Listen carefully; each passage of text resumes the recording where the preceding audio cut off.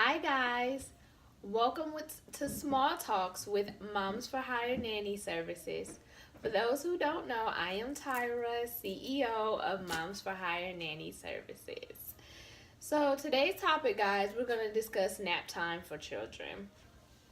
So, as a previous nanny myself, one of the things that I had to work on with children was always nap time. Nap time is like the hardest struggle. As most parents know, toddlers just do not like to nap. They feel like they're going to miss out on something in life. I'm not sure what it is, but they hate to nap. But as soon as you put them in that room, 9 times out of 10, they're going to go right to sleep.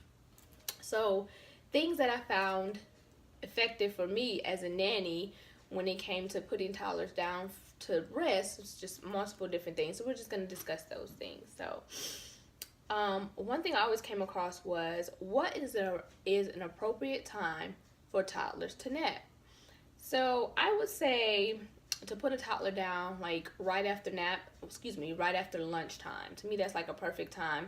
Typically, I let the kids play for about 30 minutes to an hour after lunch, get the little energy a little bit wore out, just a little bit more, and then I'll put them down for nap time.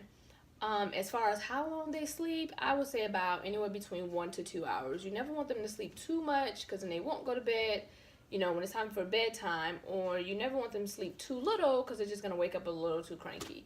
So I would say anywhere between 1 to 2 hours as far as nap time. Ways to help a child get tired and ready for nap. So as I said, one thing is plan them out. After lunchtime, I will always play the kids out, let them rip and run around. If the weather's nice, I would say get them outside, do some outside time, anything to wear them out. Another thing is a bath. I would say, give them a bath before nap time, get them all nice and clean and then comfy. Most kids kind of calm down and soothe down once they have a bath. So that's another way to do it. Before lunchtime, I would say just fill the morning with a ton of fun activities. Like just wear them out throughout the day. So by the time it is nap time, they're just so exhausted that they just want to tuck themselves in and just go to sleep. And then during lunchtime, just make sure they eat enough lunch, because you never want a child to go down and their stomach's growling or a little upset or anything like that. So I would just say make sure they have enough food. Ways to make the room comfy for toddlers. There's multiple different ways that I done as a nanny in the past to get a room comfy for toddlers. So all kids are different. So obviously with every child is going to be just a different method. No child is going to be the same. I have 2 children myself, and neither one of my kids were the same when it came down to nap time. My oldest, she would go down with no issue. She goes down now with absolutely no issue. No issue whatsoever. She just takes a nap when she's exhausted. When she's tired, she goes to sleep. My youngest, it was just a little different. So each child is just always different. So I would say always geared towards the child. So I know one method that works for me was I used to play baby Einsteins with my children. Just have Einsteins playing in the background. That helped them. Sound machines are awesome. So putting a sound machine in the child's room, have like the water noise or storm noise. Each child is different. So whatever noise helps them soothe and comfort them. Make room dark. Have blinds, shades, anything to make the room dark to help them sleep. I know, again, with my youngest, she was different than my oldest. So with my youngest, anything that would distract her, whether it's a noise or light or hearing something outside. So just make the room dark and cozy, and I feel like it would help them sleep more. I know with me it helped.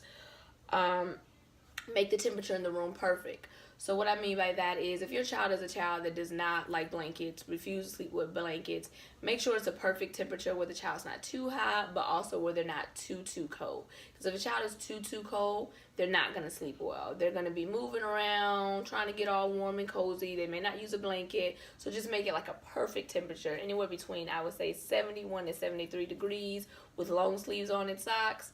I feel like they would sleep perfect. Comfy clothes is another thing. Never put a toddler down with jeans. I mean, as an adult, we don't like to sleep in jeans. So just make sure the child is in comfy clothing, something that's easy to stretch, easy to move around. In the past, that has helped me put children down to sleep. When they're comfy and they're comfortable, they go right down to sleep.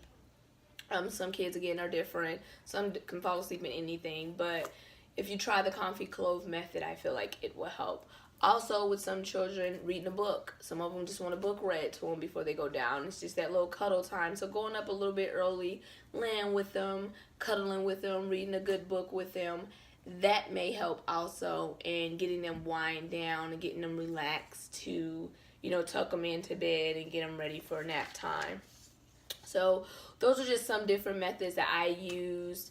I used to work with the family before where the toddler, I literally had to lay in the room on the floor and hold the baby's hand and the entire time that child slept. The moment I tried to stand up and creep out, she would wake up. Like it was a job to get her down. So I had to do that. Whereas other ones, I lay in the bed and they go right to sleep. So as I say, each child is just a little bit different. None is going to be the same. Just kind of play with it and seeing what method works for you. We all know our own children. Like I said, both my girls were entirely different. One would go to sleep with ease, whereas the other one, any little thing would wake her up and make her move around. So just kind of geared towards your child, but try those methods. Like I said, the sound machine is always awesome. Most families I've worked for in the past always had a sound machine or some music playing. Also, each family I work with always had the dark room. I cannot say not one family I've worked for had a light room. They always make sure their children's room was dark in those comfy clothes. It always worked. So try those methods. But those are just different ways that helped me to put a child down for nap time. And just with my girls, like I said, it was just playing Einsteins, help them to nap. So those are just different things. So I would love to hear from you all, parents, nannies, grandparents, whomever, to see what methods work for you all to put your child down during nap time, what helped them to stay down during nap time, and at what age did you realize that your child just didn't want to nap anymore? Some kids are just like that.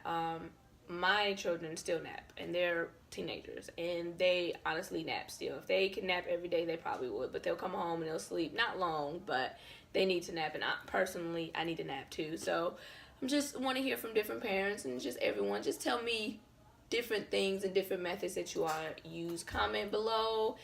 As always, as I say with all my videos, remember the days are long, but the years are short.